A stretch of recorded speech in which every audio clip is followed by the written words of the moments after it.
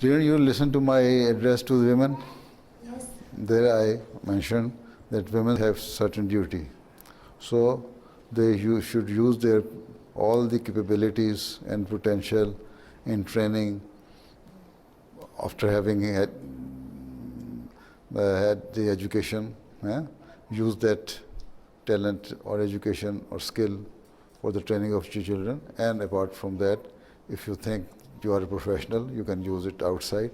So this is how you can organize the nation. If the children, the new generation or the generation of the nation is brought up in a way which is helpful for the nation, that is the power of the women, then you are running the governments, right? So concentrate your power and skill in training your next generation, so that nowadays Bulgaria is not that prosperous country as other European countries are, right?